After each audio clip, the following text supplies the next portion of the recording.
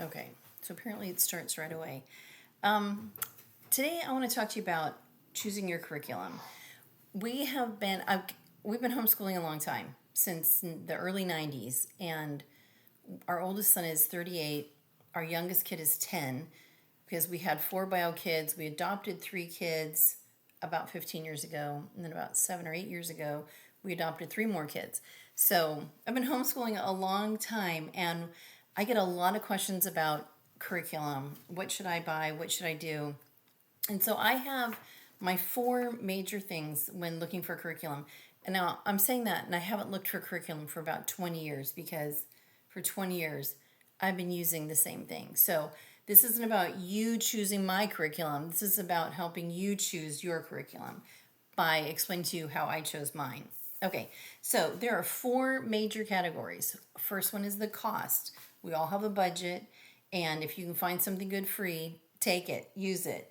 The second one is the ease of use. How difficult is it for you, the parent, and the child? If it's hard, it's not going to be fun. What is the content quality of that curriculum? And the last one is flexibility, which has been super important for me because 10 kids, they're all different, and it's really fun. So, the first part that was really important to us was the cost of that curriculum, because when we first started, I was staying home after working, and the budget was very slim. So I spent tons of time at the library. I would get like a little first grade math book and go home and write out the problems, and my son would do the work, and did a lot of flashcards and manipulatives and stuff like that. But then as I progressed and had a little more money, I would buy workbooks. But then workbooks get really expensive when it's times four kids.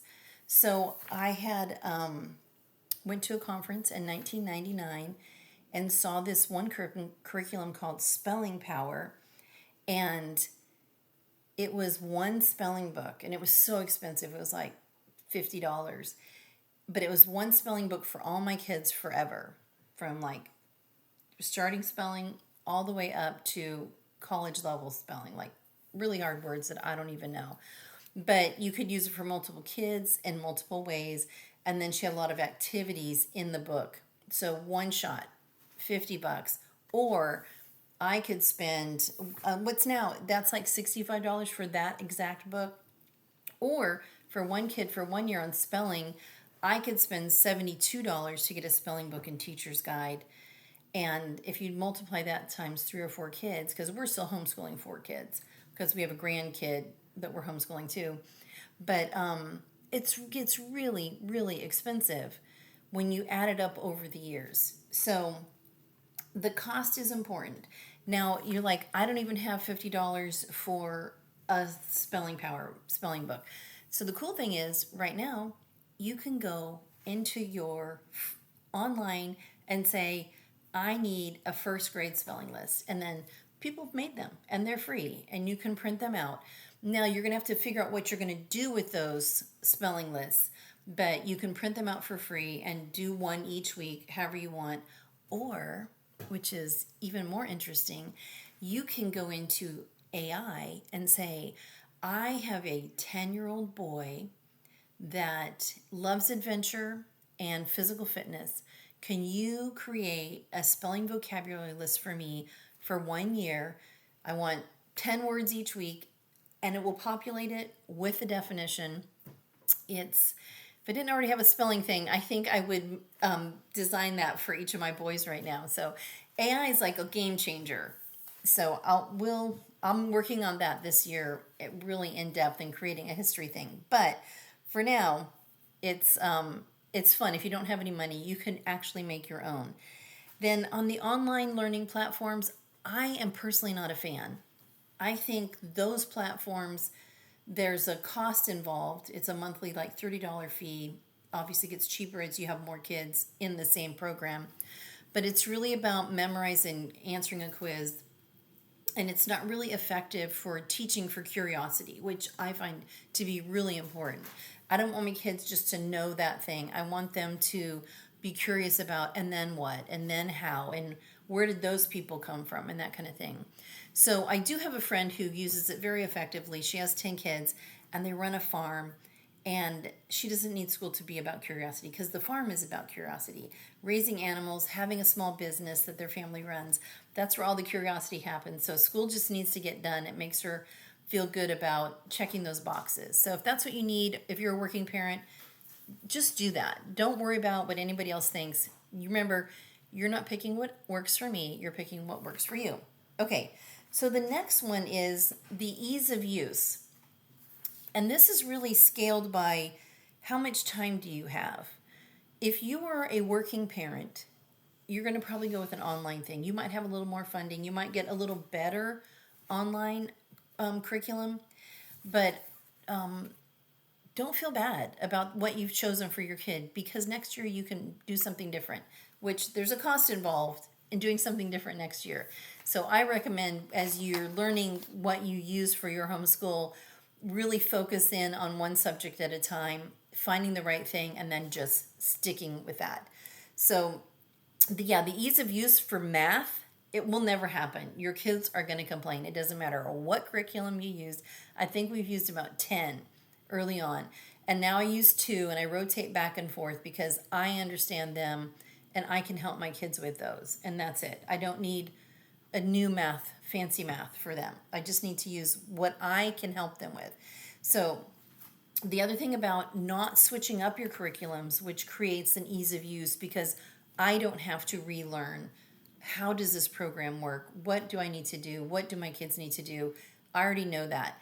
And every few years I have to refresh myself. Like spelling power this summer, I'm reading over the teacher's guide portion just to make sure I'm doing it right, because sometimes you just get off track and sometimes you forget. And so it gives me a little insight, like, oh, this kid is struggling and I can help them in that way. If you like super hands-on stuff, it's not hard, it's time consuming. And if your kids need a lot of that, then you're just going to have to tell yourself the ease of use is, I just need to have a better attitude about the time commitment to teaching my kids math or phonics, because both of those at a very young age, they can be very difficult. All right.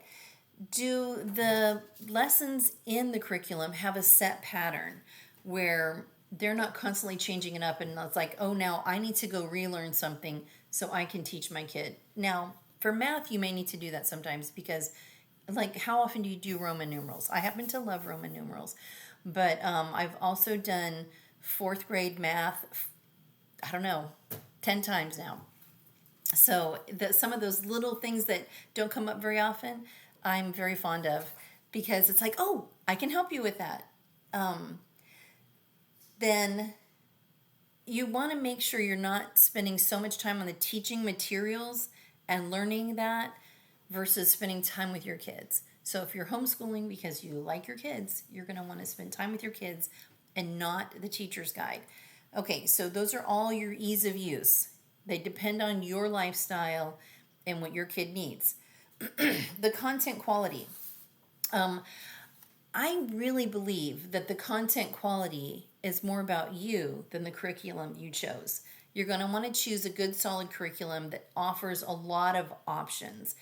And we did Tapestry of Grace for History. It's a unit study from K to Dad, they call it, for every age group. And there's the things I really like about it are the options that I have, like so many. If you have a reader, there's a bunch of options for reading books. If you have a kid who likes timelines or geography, bunch of options for that. That kid can focus on those different things. So the flexibility comes with, like, how much time do I have that week, and what is my kid interested in? And do I want to take 2 weeks to do that unit study instead of 1 week because my kid really likes it? Those are the flexibility options that are super important. And I find in unit studies, especially, those are they offer the most flexibility because they give you a lot of things to do that different kids are interested in. And some kids aren't interested in history at all, and they still have to do it. It's okay. Okay, So then when you get a curriculum, it's going to ask you to get other things. And that's also where the quality comes in. If I buy this science textbook and I have my kid read the science textbook and we don't do any of the experiments, it doesn't matter how good this textbook is, the quality of the content doesn't matter if you don't put in the effort to get the supplies they need to do the experiments. And that's another part of, like, I don't have all my kids doing a different science book. Last year, all my kids had to do this science book with me. It was a little easy for my two older kids. And this one, now, this next year is going to be a little hard for my youngest kid. So he's going to listen while we read out loud, and he's going to participate in the experiments, but he won't do the testing. He'll just have a lot of fun with it. Okay. So the other thing, okay, on flexibility, I do have notes. So this is how we started homeschooling. I woke up in the morning and I said to my kid, what do you want to do today? I have all these craft materials, I have this stuff, and we can go to the library, we can read, we can play games. And he was reading by 4 years old, so I thought, I'm so good at this. I am the best. This is so easy.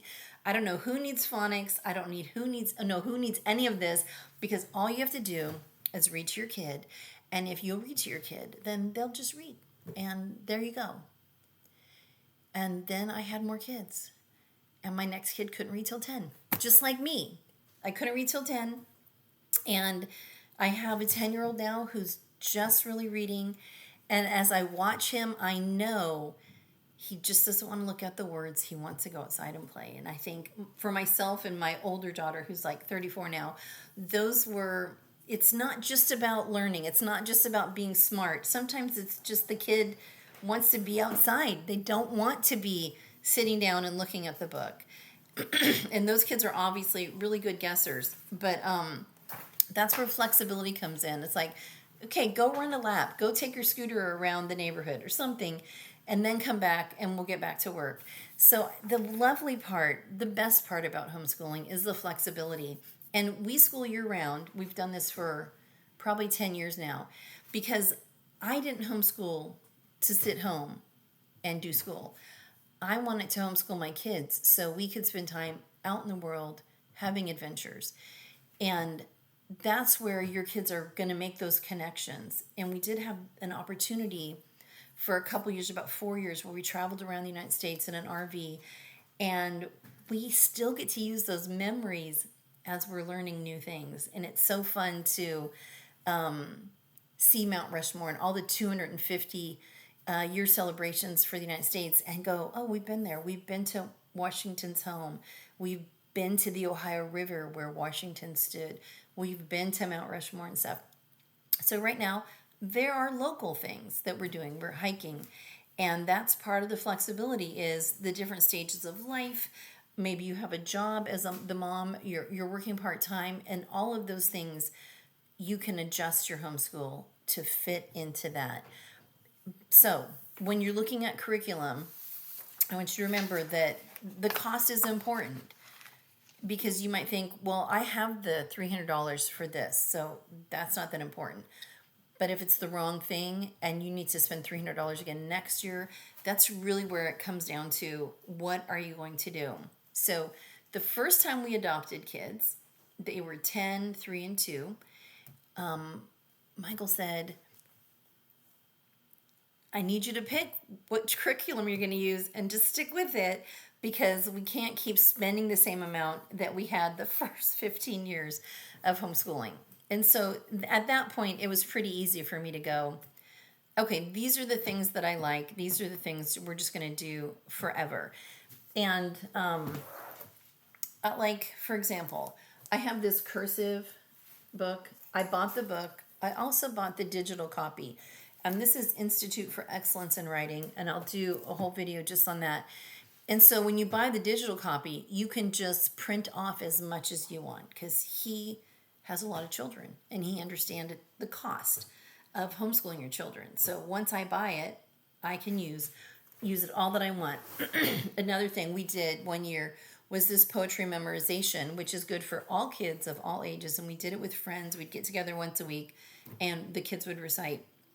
So there's a million things to buy.